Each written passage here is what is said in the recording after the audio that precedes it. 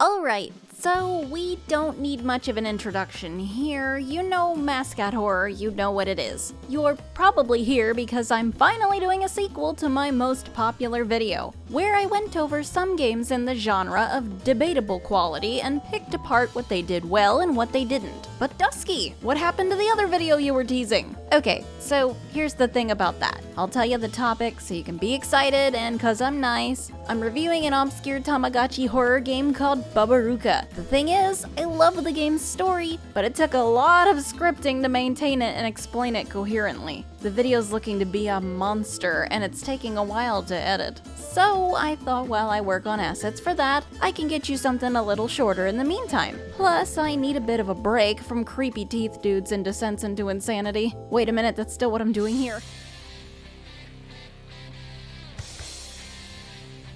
So that first Mascot horror video, I'd say, was relatively straightforward, right? The games went from beginning to end like you'd probably expect. There's a monster, there's a play place or factory or something, there's probably a chase at some point. I really was expecting the games I chose today to be like that. The other day I went through a lot of released Mascot horror games and picked out a few to try. How'd that go? On the surface they look normal, just like anything else I could have found. An evil cat? Dinosaurs again? So how was I supposed to expect a mascot hitting the floss on me and then linebacker tackling me in the next week?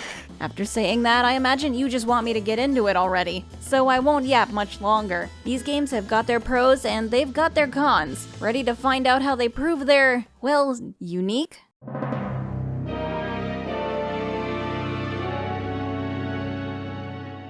I had to put this one in. After all, it was in my last video too. Well, not this one exactly, but the first Playtown.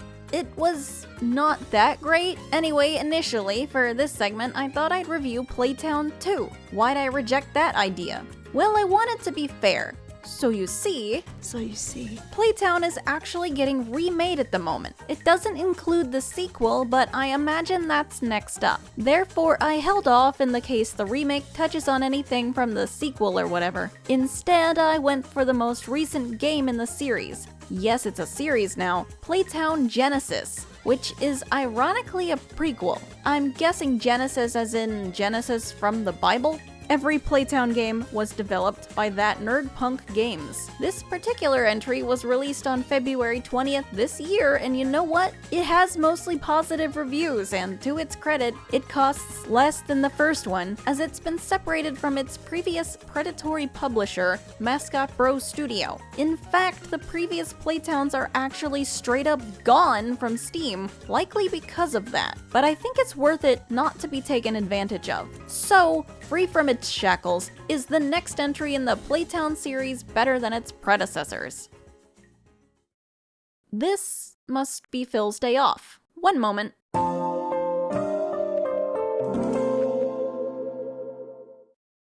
We begin with a little bit of backstory, which is instantly stranger than what we got in the first game. So let me get this straight.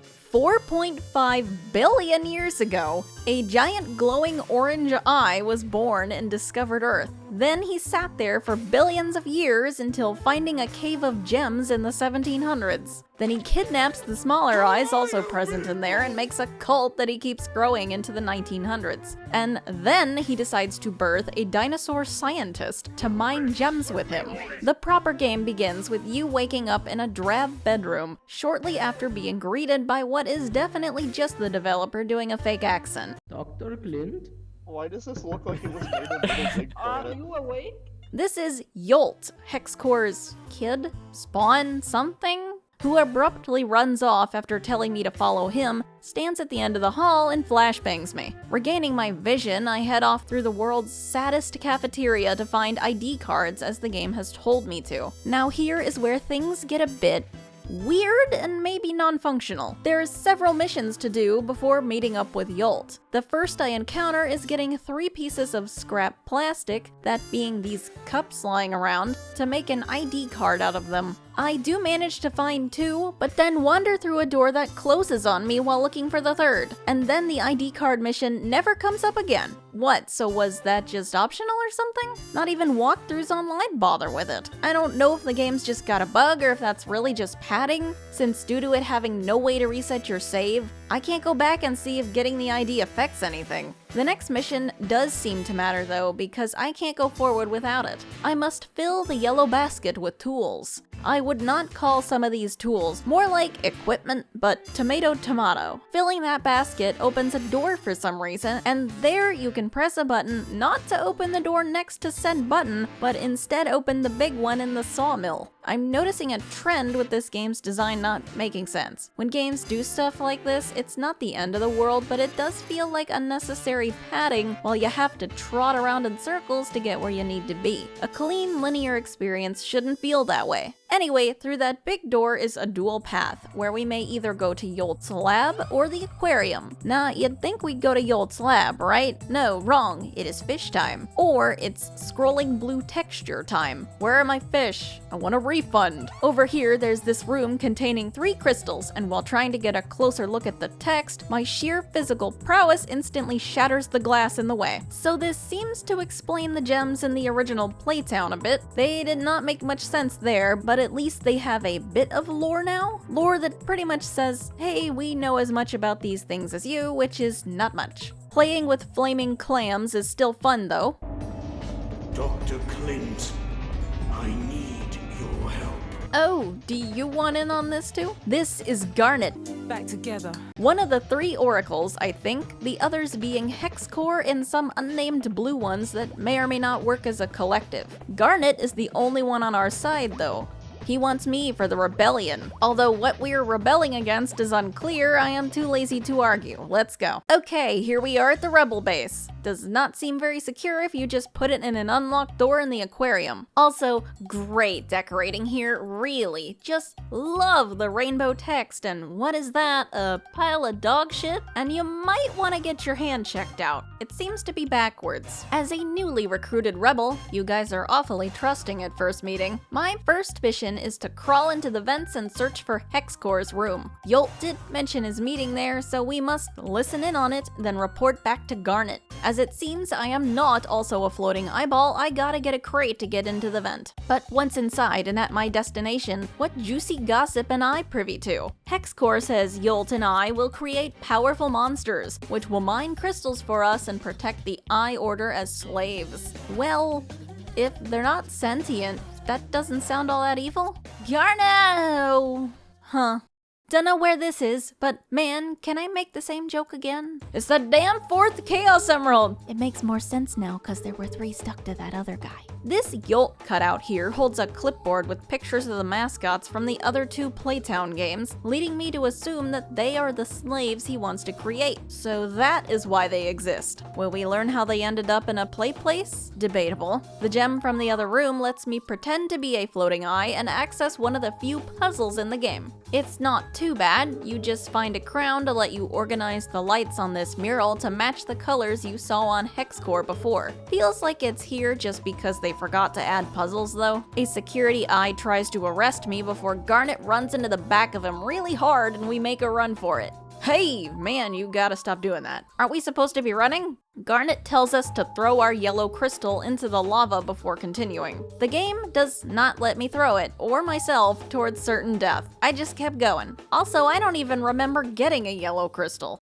Garnet stops in a small room and demands we stop Yolt from creating the mascot slaves. Something he shouldn't know because we never got to report it to him, but okay, sure, whatever. Also, this poster is funny. Do not betray the rebellion. Oh, well, you can, but expect consequences. He gives me a bomb to put in Yolt's lab. I head off to commit a crime. Moving towards Yolt's lab, the arrow rotates very obviously. I'm not an idiot, but apparently the player character is, because we don't even have a choice to go the right way as it's blocked by a giant invisible wall. Losing polite mode for 1 second, that is just stupid, come on. So we put the bomb in the definitely not the lab room and head back to Garnet where he detonates the thing and then curses us out for getting the wrong room. Oh no, now all the guards know. and now we gotta hide from them. When I got to this segment, I was actually convinced it was a stealth segment where I had to avoid patrolling eye guards, perhaps based on the glowing of their eyes in adjacent halls, but no, you are in zero danger here. Every appearance of an eye guard is just a scripted cutscene. There was a perfect opportunity to add something interesting here and it just falls flat. Yolt is waiting at the end though for the mandatory Mascot horror chase scene, where you are not allowed to continue until his dialogue is over because of, once again, a cheap invisible wall. This segment is at least a bit more unique however, because during it you have to avoid eye guards alongside Yolt like a proper prison escape. Having been woken up from the stupor this game put me in, I find myself in a prison cell. A cell that is hilariously easy to escape from, and a nearby button lets Garnet out of his cell too. Or he just teleports out. I don't know.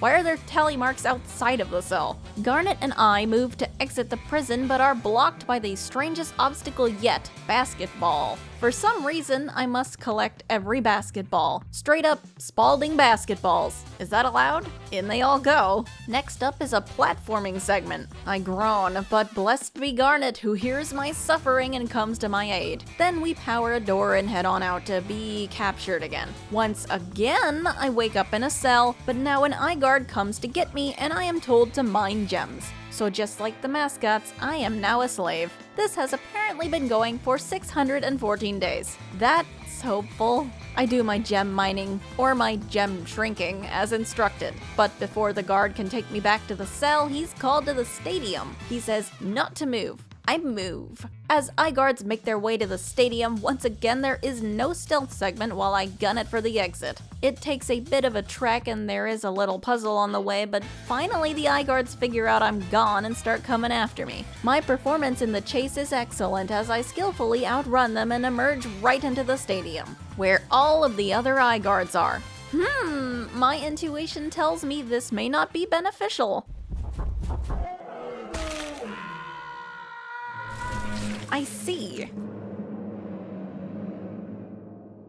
The game is over, and I found myself saying during Playtown Genesis, okay, sure, whatever, a lot. Mostly because this game does not make a lot of sense. Stuff just kind of happens and you gotta go with it. The gameplay is very lacking though. Just like the first one, there's not a lot to do. It gives you a few more collection missions, but besides those, it is a walking simulator just like the first, except with dialogue added this time. Actually, I think even the first had more puzzles than Genesis did. This entry mostly focused on story, and along the way it forgot to add anything else. It's full of a lot of missed potential.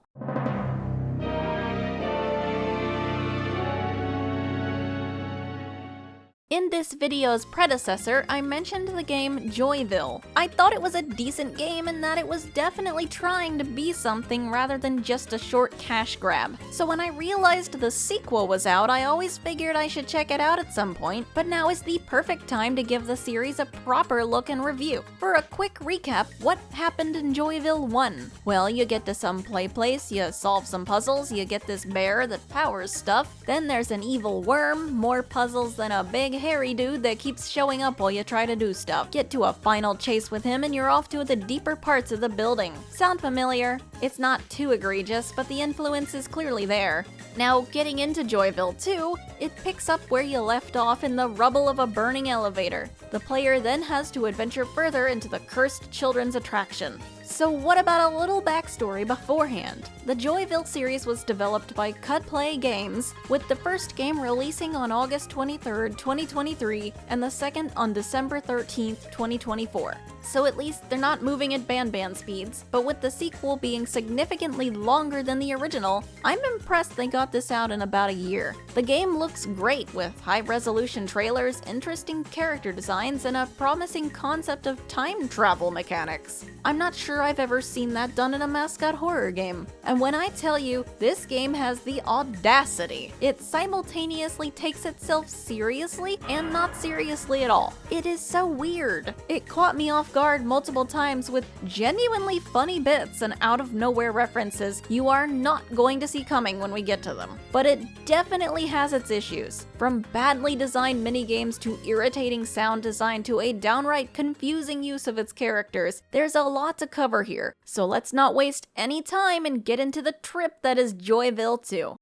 Starting off, the set design is already miles better than the first. While the original showed us a nondescript hallway, this one looks to have a bit more care put in, but it's still recognizable as Joyville, maybe because of the giant sign. Anyway, it properly begins with a memory sequence of the player's childhood, I think, with a friendly voice narrating their old times at Joyville, before the doors open to the harsh reality. After a QTE sequence, it tells me what the overall objective of the series is. We are looking for our sister. Or, the sister. You know, the one government-appointed sister everyone gets. Anyway, while weird, that QuickTime thing is actually a sneaky way of teaching you the basic controls, huh? So the next room over has 2 ways to go, but one is locked with a keypad. The accessible room looks like a sort of playroom, with an assortment of records on the floor it takes me too long to realize I don't need. However, playing all of them like a grandma causes scuffling and some cat sounds to happen behind the wall.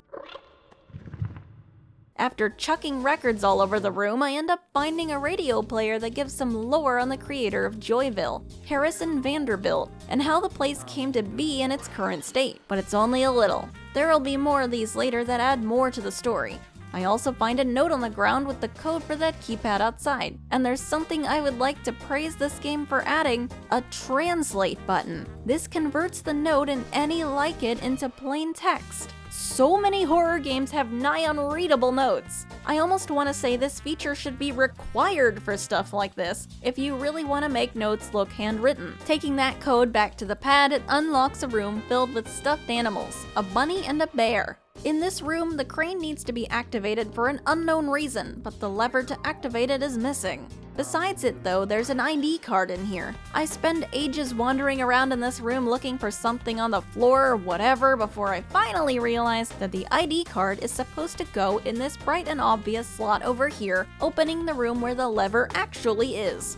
Taking it from the hands of a creepy flower guy, it goes in the slot up top, and then I can use the crane to grab a present and drop it to the floor as one of the rabbit plushies falls out. What makes this rabbit better than the thousands around? Well, this one's got some weird device on it. However, it lacks a charge, so might as well go find the exit like the game says to. The door out's locked, but there's a vent a bit higher up that leads to a room where we can get another stuffed animal, a teddy bear. But wait, if this is meant to be the bear from the first game, boy did he get an upgrade. He looked like somebody just taped a screen to a teddy before, but now his power display looks a lot more built in. Never mind the rest of him looking far more like an actual unique toy as opposed to a generic bear. I'm all for the redesign. We can now switch between the animals using the scroll wheel. Unlike the rabbit, he does have a charge, so he can be used to power the elevator out. That uses him up though, so now the objective is to get both of them charged up. There is another one of those lore boxes in here mentioning that Harrison had a difficult childhood, implying parental violence and neglect. Ouch. But the actual thing we need isn't in here, so it's off through a vent to venture into the huge and dilapidated lobby. Contrasting the first game's heavy use of primary colors, this area uses cooler tones alongside them.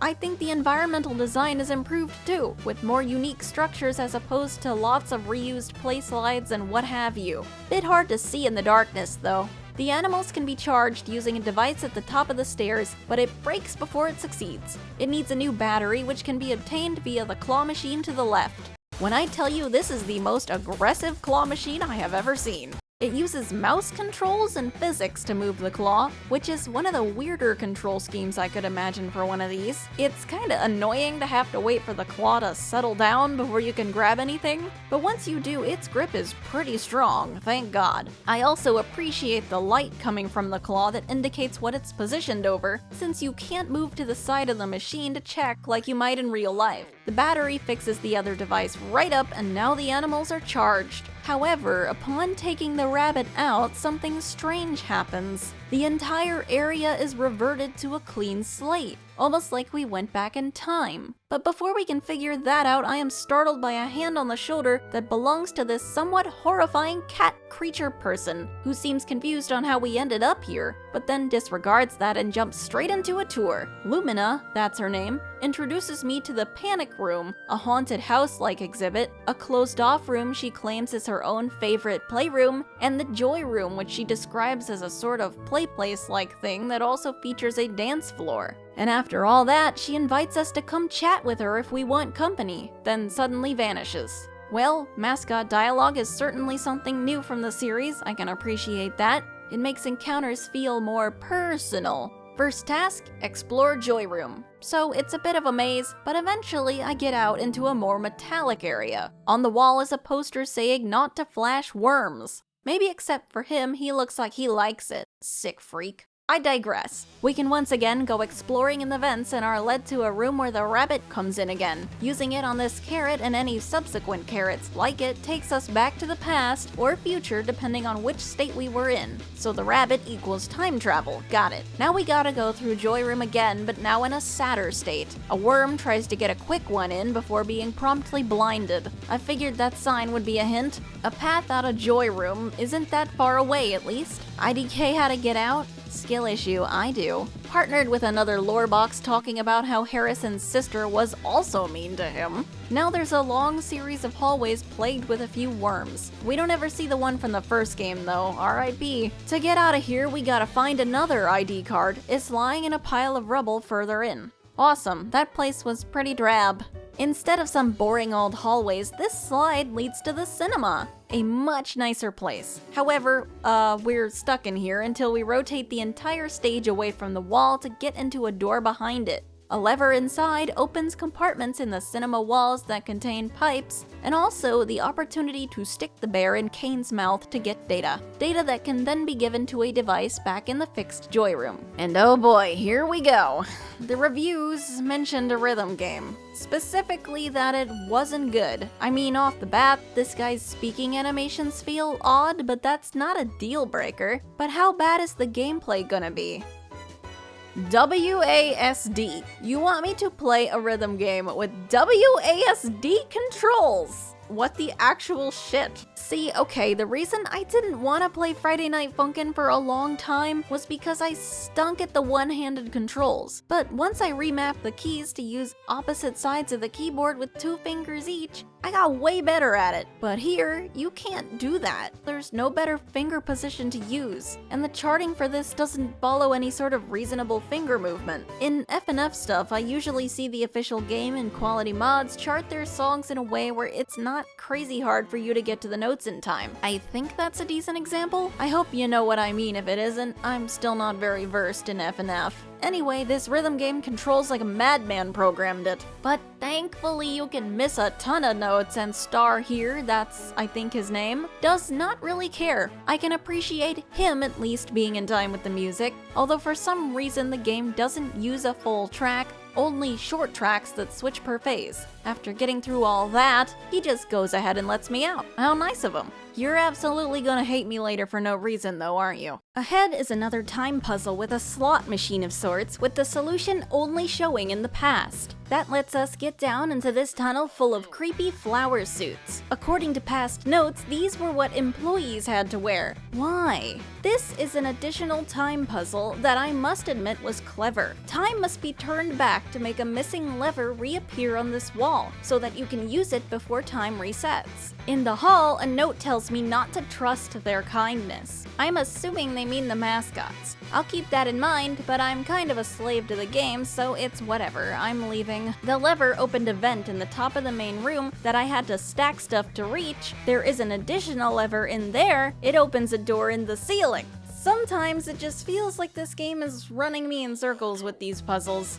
Okay, open this, get that in there, now go back and go through here instead. Like, what was the point of the first thing to open then? And once again, he's gonna take you back to the past. Time being sent forward means that the path under construction here is now open, and that leads to... oh! Cool. I'll give it to him. Finally, a mascot horror actually puts a threat in the bottomless pit as opposed to the void. This threat is very gross though. I do not enjoy the noise it makes. That's better. This section involves platforming with a kick. You gotta get progressively higher by jumping on these trampolines from increasing heights. I like it for the most part because it's different. My one issue is that if you go the wrong way and want to try to get back on the right path, earlier trampolines do not take your new height-related momentum into account. They're specifically wired to only let you go so high depending on what point you're at in the area. That's dumb. Bye! One more platforming section later, we end up back on the dance floor already. There's data to collect in here, but before I can leave, Star is back already. But it looks like he's going through a bit of an emo phase. At least with that phase, he gained the ability to move his mouth. Good for him! He says, every move could be my last, but, the controls are still as bad as before, but he's still being pretty lenient for a supposed villain. Especially after I completely lose my composure when he starts doing Fortnite dances, catching me completely off guard. Despite my terrible performance, he still accuses me of cheating to win, and then suddenly runs at me. You know, with the villain monologue and this being mascot horror, I should have expected that.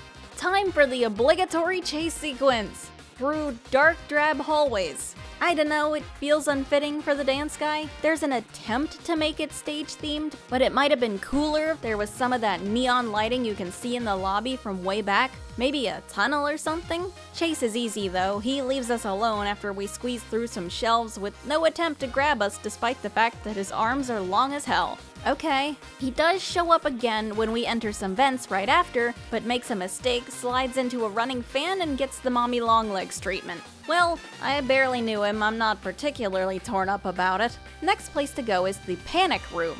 In an abandoned state, surely it must be terrifying. It's okay. What I really found interesting was another lore box in here. It finally explains the reason Harrison's mascots are evil now is because when creating them, to give them life, he unknowingly imbued them with the negative aspects of himself and how he grew up. So over time, they became manipulative, vindictive, and petty, then later downright murderous. I don't mind this plot point, it at least gives a reason as to why the titular characters are trying to eat us that isn't, oh, they were humans and they're mad, or, I don't know, it's an evil robot. On further progression into the area, one embarrassing scare, and several doors later, we meet the last mascot we haven't seen yet, Tidy. But this time, he's not friendly on our initial encounter. You're not gonna see him at first. What I didn't realize at first was that he roams the halls here constantly, and your goal is to make sure you're not in the room he decides he's gonna enter. Would be easy enough if you didn't need 2 key objects to power Kane back here. They can be obtained via ball tilting puzzles. Oh joy. Completing these is a tedious process while trying to make sure Tidy is far enough away that he doesn't wander in while you're doing it. I wish the cameras were more useful or that we had a mini-map to go with them, because these views alone don't make it super clear where each room is in relation to the others. Overall, it really isn't the worst section, and the FNAF influence is interesting to see, but personally it wasn't for me. Tidy doesn't take long to return after this, but as you have to use the rabbit again beforehand, he is much happier to see you. He has a problem though. Some of his favorite things are missing. So off you go, do your scavenger hunt. Each object must be carried over to its place in the room, where Tidy will then tell you about it. It's kinda charming. I like his little, is that the Ocean Gate controller? That's 2 times I've been blindsided by this game. Are we gonna get a third? Find Tidy's trinkets and criminal evidence. And then it's time to go. Bye, nice knowing you while you were nice. Anyway, become evil now, thank you. Tidy's chase is a bit more involved than Star's, as there are buttons to push at certain points to open up color-coded doors. But in the end, walking across breakable boards is maybe not a good idea if you are a mascot character weighing hundreds of pounds. Time for the final stretch. Finally, we get to enter Lumina's room. I'm already pretty sure she's gonna make an attempt on my life, but what else am I gonna do? Getting in, she's yelling for us to follow her out of the dangerous place. I think it's a trap since she's refusing to appear despite her words. And I am absolutely right. Lumina appears much like a villain convinced of victory, but generously she gives us a chance to run purely for amusement. Thanks. Though to her credit, despite being evil, it looks like she kept this place relatively clean compared to everywhere else. In this final minigame, Lumina stalks the cat tubes all around the halls, laughing to indicate her presence. Skittering sounds mean she's moved, and the current set she's in will light up too. So it's not a good idea to spend too long in any one hallway, or you risk her basically spawning on top of you. You must make it to doors set at ends of each section, progressing until you hit the end of the maze as the area gets gradually darker. But before you can make it out, Lumina gives up the game and charges through the exit door with a final villain monologue to start off the last chase of the game. Sorry, she didn't feel like giving us any subtitles here. Lumina's chase is by far the most generic in the game, it's just a series of straight shots to the end. But the end is where it gets interesting. You're thrown into a penny catcher tube before tumbling into a proper boss arena, where the cat mascot tumbles out after you to initiate a final boss fight. With Lumina continually insulting you, you must grab fuses lying around the area and place them in power stations. As you do so, more and more hazards will spring to life, including flamethrowers from the floor, steam that will knock the fuses around, and electric wires that will suddenly flare up. Lumina will be repeatedly pouncing and rolling at you as you attempt to dodge all this. With how much is going on, it almost feels like a bit too much sensory overload, but it might be subjective. Get all those fuses where they need to be, and the middle incinerator entrance will open up right as Lumina readies another pounce towards you, causing her to miss her landing and fall in. She struggles a bit, but it's pointless against the smooth metal, so she elects to give me one final you before falling to her death. It's about time somebody sassed me back in one of these games.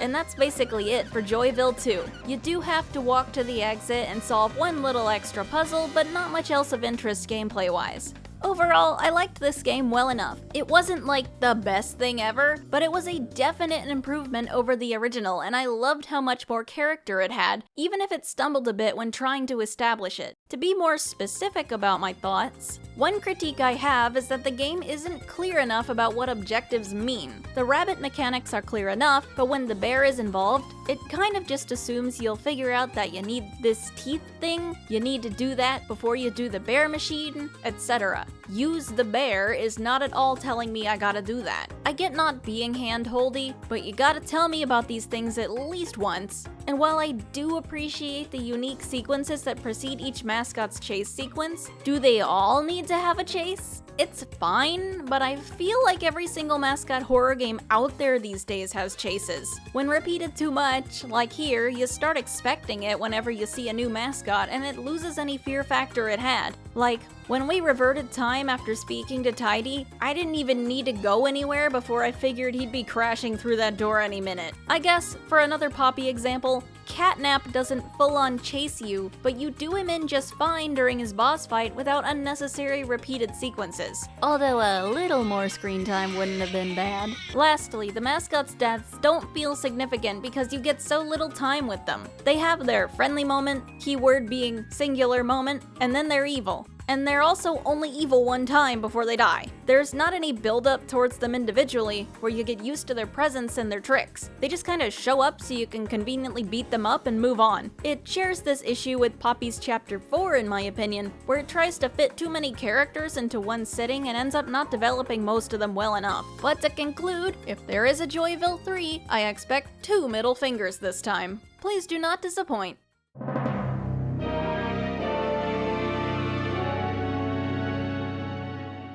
Big Larry! This video was supposed to be shorter, but I have to cover Big Larry. He has taken over my life. He has taken over my being. And he also took over my Discord server for a bit. I don't know what this game was trying to do. It wasn't trying to make mad money, it costs $1. It came out in 2021, so it can't have been trying to be the next Ban. It also didn't manage to set up any other franchise or achieve any fame for its makers. Created and published by Kaida Studios, despite being the shortest game on my list with a runtime of around 10 minutes, Big Larry managed to stick out the most for just how odd it is. And also for the fact that I could not get footage of my own gameplay no matter how hard I tried. Every single time I ran this thing it would crash and for no apparent reason. Walk a bit, crash. Check your phone, crash. Get an item, crash. After about 10 tries and the presumed harassment of everyone on my Steam friends list with this notification, I gave up and refunded it. Yes, I refunded a game that cost $1,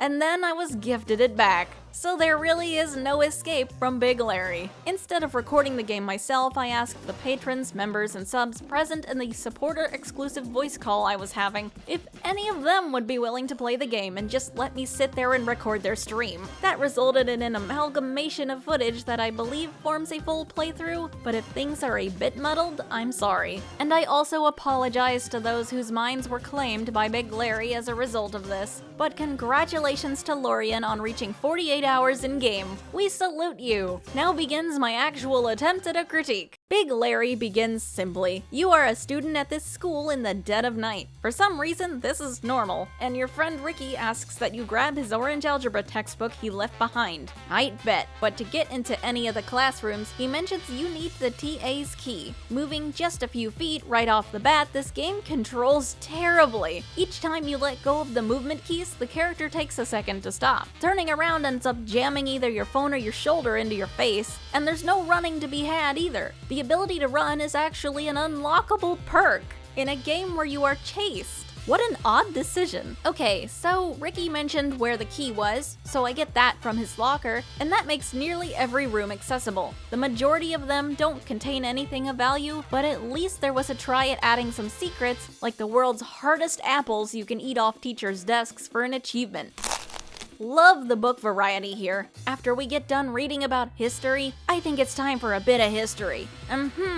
After that history sounds good. Jokes aside, the actual book we need is obviously in the math classroom, though not so obviously on this desk.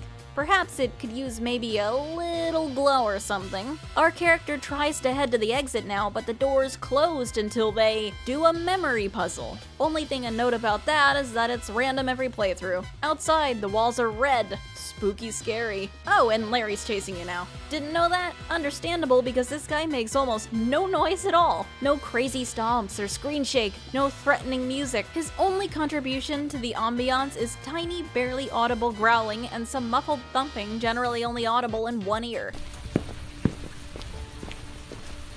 Completely ruins the tension usually present in a chase if the one being chased doesn't even realize it. Larry chases you into a classroom where he has another challenge for you, a crossword puzzle. Are we sure this guy isn't just an annoyed teacher, like a Scooby-Doo villain frustrated his students weren't doing their homework or something? Well, at least it's a puzzle. If you're no good at puzzle design, just staple newspaper challenges all over the building. After that, whoa, jump scare! I forgot to mention these earlier, but the game just kind of randomly jumps you. Like, these show up at complete random regardless of whether or not you've even seen Larry yet. I feel like I don't need to say why this is a bit lame. This, however, is funny enough to comment on. Mascot found dead! I can understand a death being breaking news, but it seems a bit disrespectful to just address Larry as a mascot. I mean, there had to be a guy playing him, right? Poor dude doesn't even get named. Also, we don't need to actually see the mascot or anything. No, a school hallway should be good enough. How'd a school mascot, who should only be hanging out on football fields and inside halls, get hit by a car anyway? Well, RIP bozo. Over here is a locker maze leading to the Vaporwave bathroom. In here, the lovely Larry has his own donation station, for some reason. It's not support the football team or anything, it's you are giving this money directly to our mascot. Do not fret, we can give money to Big Larry ourselves. There's a quarter on one of the toilets. Actually, there are many quarters on the toilets, and in the urinals. Yeah, the Larry tampon machine is literally the way to unlock the door to leave the bathroom, and also to get chased by Larry again, which doesn't go as well as the first time. However, if you do avoid the creature, you are now permitted access to the gymnasium, where Larry once again appears alongside a terrible high school band performance of Up on a Housetop. Well, I guess this did release in December, so is this a Christmas game? Imagine. I remember the old days growing up. Me and Mom and Dad would gather around the Christmas tree and play Big Larry. Oh, how I miss it. Enough basketball and Larry just gets bored and leaves. And you can follow him out for however long you want as he just starts wandering around the locker room. I think maybe you're supposed to avoid him until you can find a crowbar and break out of said locker room, but he never actually sees you and comes after you, so it's hard to tell. Outside of the locker room, there is a weird office that holds another key. And outside the basketball court from earlier, there's now furniture blocking the way and you're meant to bash it away with the crowbar. Then you're to make your way to the exit through the hallways now lit with green, all while Larry pursues you one last time. This kid has a mean swing with this thing. Not even the freaking bookshelves are safe. And congrats! You escaped Big Larry! Just kidding, no you didn't. I don't know if this was a serious attempt at a Mascot horror game or just a silly one-off idea. Sometimes it seems like it was trying to do something, and then other times it's just ridiculous. It gets negative points against it for promoting itself with a trailer that contained a bunch of things you never see in the actual game, like spray painting, hiding in lockers, and some kind of found footage thing, alongside the ever-present nudging to join its Discord in the pause menu. As for good things it does, well, it's fun in that it uses a school mascot rather than the overused play place or whatnot character. I guess it's sorta like Greg's Deadly Draft in that fashion, though I think that it needs a lot more polish if it wants to stand its ground, as the base product is extremely janky. But hey, it's a silly 10 minutes. If you're interested, you're interested. Go have fun. And that's it for this time. Bit of an odd assortment of games, yeah, but a fun one nonetheless. Have these games outclassed the ones in the previous showcase? I think so for the most part. I believe that people in the genre are finally figuring out what players want, especially since the first two games were definite improvements over their originals. And games even outside my collection today show that the genre is getting better. I had a list of games I mentioned at the end of the first video to look out for, and a handful of them have since released to mostly positive reviews. Indigo Park, which I did dedicate a video to, put out its Chapter 1, and while it had problems, it was a good showing and ran a successful Kickstarter. Finding Frankie released as well, and it received outstanding support for its unique mechanics and genuinely fun gameplay. Then we also had the demo for Don't Fret come out, earning very positive reviews so far. The only one we're not hearing much on is Funset Studios. Sadly, it seems to have gone radio silent. A bummer because it looked interesting. Not focusing on that though. How about a few new games to look out for before I close? We have Giggle Land, a very ARG-focused game making its debut with an extremely charming animated trailer and some interesting screenshots, though there's not much to go off of yet. Additionally, a more obscure pick, Gummy Nightmares. I owe it to this one because it made it to my list of contenders for the video. It's a short demo of a fairly interesting scenario, and while it was a bit rough around the edges, I think it has potential, with it featuring full voice acting and some actual care put into the character models. Okay, that's it for real now. I'm happy I got to do a sequel to the last video. It was fun to experience some new Mascot stuff after a while and take a break from the absolute monster my other video is turning out to be. In more ways than one, I suppose. You'll be seeing that one soon. But until then, this has been Glamrock Dusky, and remember, have a phasorific day!